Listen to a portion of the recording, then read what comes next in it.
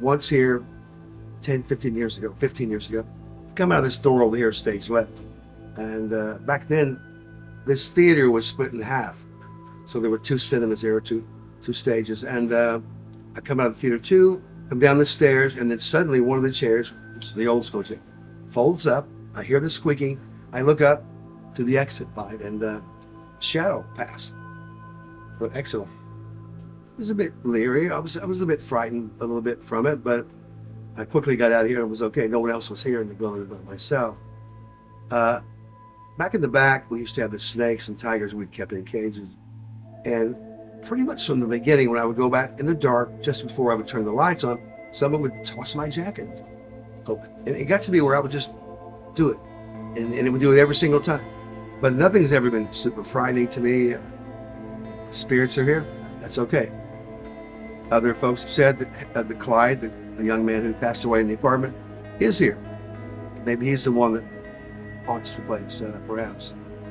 But I don't get anything scary from him. I think he wants me to play movies again, I've been told. But well, those are the two things I can tell you for sure that were definite of something being here with me in this building.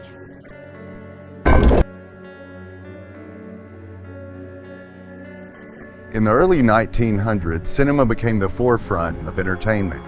In fact, Frank Head, the manager of the Hot Springs Opera House, commissioned the Princess Theater to be built in 1910. This would allow locals and visitors to watch silent films and vaudeville shows. However, Christmas of 1935, a fire would destroy most of the Princess Theater except the foundation and the entrance facing Broadway Street. This would become the cornerstone of the Malco Theater.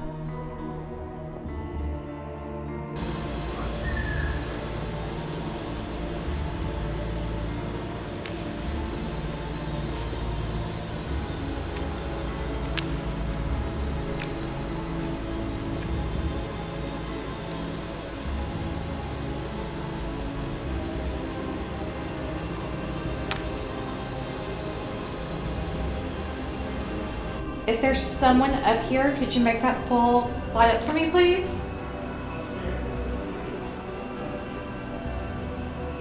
It's kind of like a cologne, like very fresh, very clean. It's just like a waft, like real quick.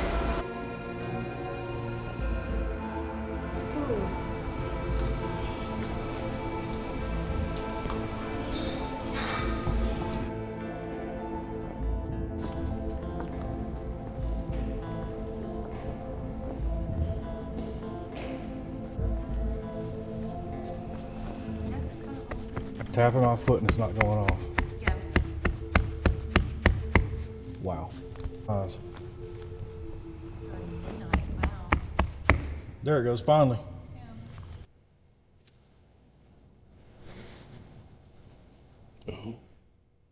Thank you so much. I would like to ask you some questions, if that's okay. If that's all right with you, could you make one of these balls light up for me, please?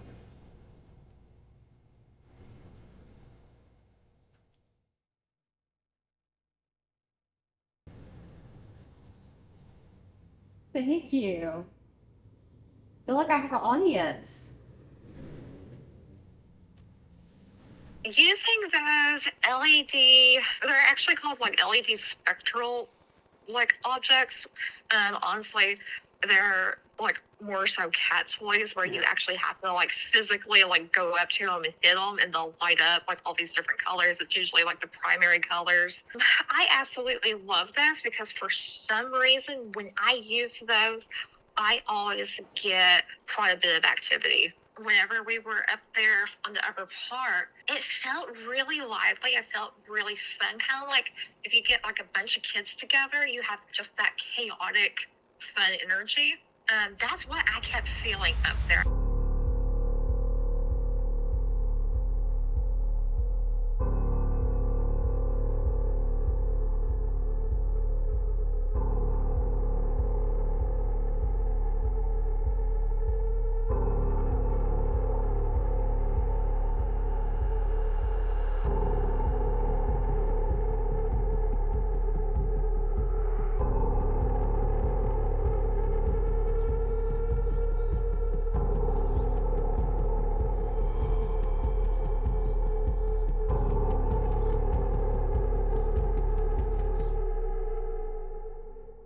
It's always been kind of a bevy of activity. It's one of those places that I would say it ranks as the number one place that we've investigated in terms of actually getting really solid evidence.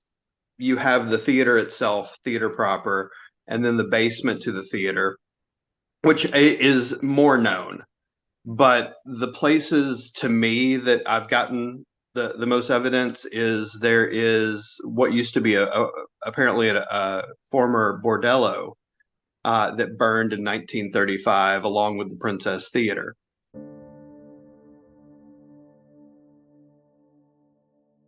After that initial investigation, I came home and had a series of events that happened at my apartment. The first thing was I went to bed one night, heard my bathroom door handle kind of jiggle and everything. This is like 30 minutes after I got into bed and everything. There's no air on at the time or anything. And so I just heard it jiggle and I was like, eh. And so I started to go to bed and then my door fully shut, which you would physically have to fully shut that door.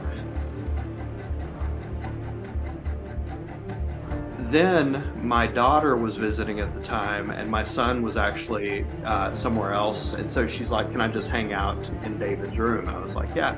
And clear as day, I saw what I thought to be my daughter walk from the hallway all the way up to the sink.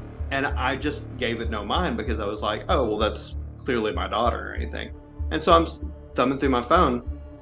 And she was standing there for a few moments. And so I was like, well, obviously she's looking for something. And so I started to ask her what she was looking for. And I don't even know if I blinked. All I know is I looked over at the sink and there was no one there. The person that I saw had brown hair, which is the color, natural color of my daughter's hair. My daughter at the time actually had blue and green hair.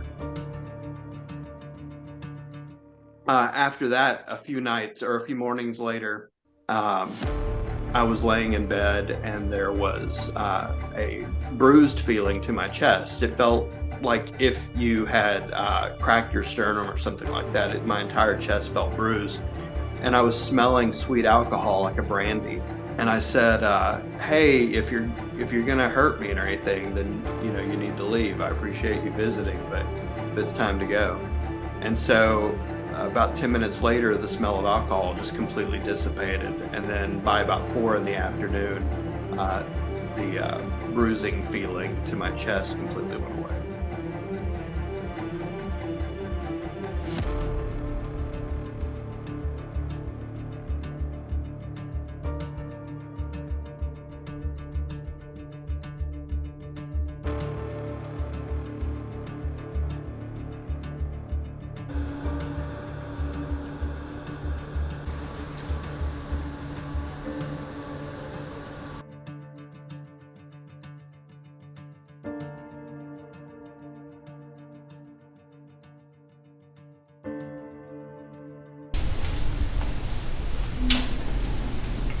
Did y'all hear that?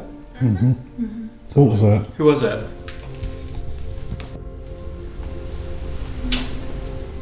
What? I don't know what that was. Did you? Was that you? No, it wasn't her. It was just like a little girl over here. Yeah, it sounded like a girl. Just Yeah. right over here. I heard sort of like a moan. You can talk into this device if you want to. You can set that object over there off by touching it. You can come up and just talk directly into it, and I'll be able to hear you. Why am I talking? Would you like to talk with me?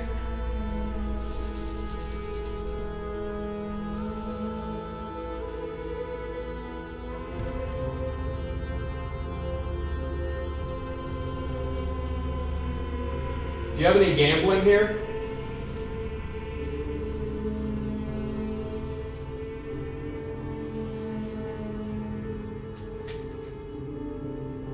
Start to talk over that heavy breath, but I don't have anybody directly in front of me to.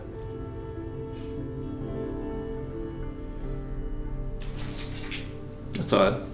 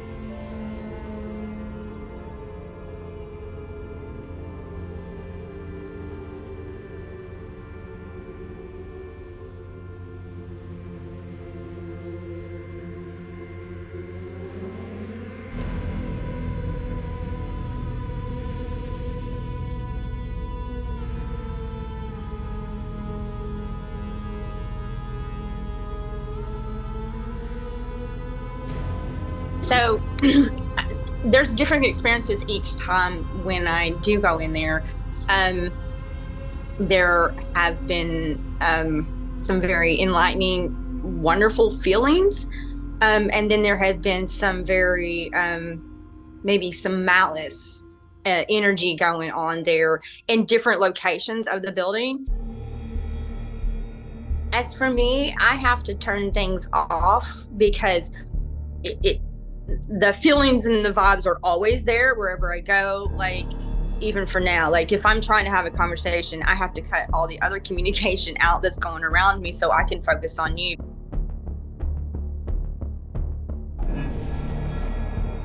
I remember when we first got there this last time, it literally told me to go on stage and pick up this book, turn to a certain page, and look at a certain thing. And I had to read what that paragraph was talking about. And I'm going to be honest with you right now. It was something about construction and something about the building. And I can't remember. I should have took a picture of it because when I get messages, I cannot remember. You understand? Trying to remember messages is kind of like trying to remember a conversation you had yesterday with a stranger in Walmart. Like before I walked in there, there was a number and it told me a number, and I believe the number was 28. And then the book, when I opened the book where they wanted me to go, it was page 28. I don't believe that when you pass, say they passed away in that building, that's where they're at forever, because that's not how this works.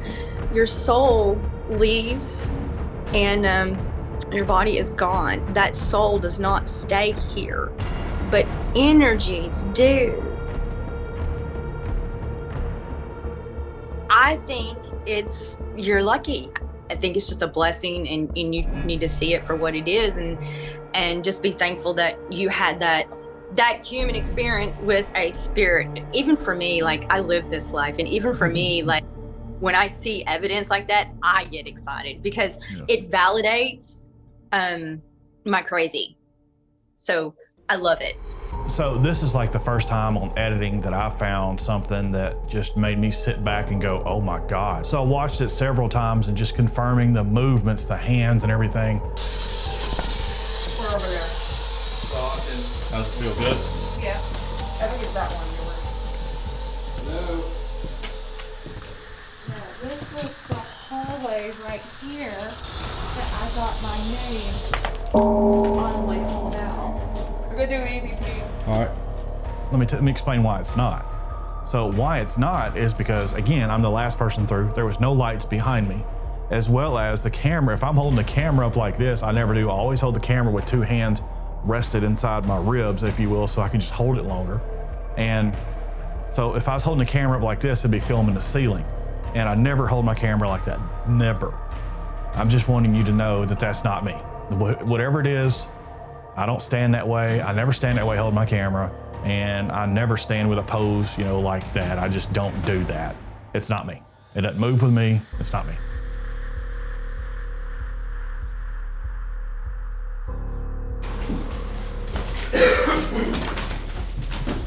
For those who haven't been upstairs, the floor gets soft in areas. Yeah, this floor already is soft.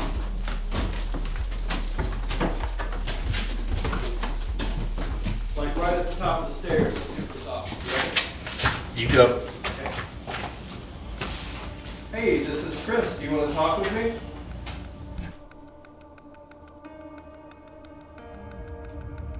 That's what I heard.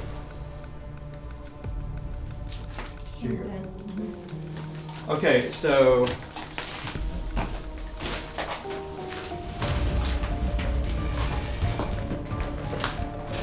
this is Chris. I have a recording device in my hand.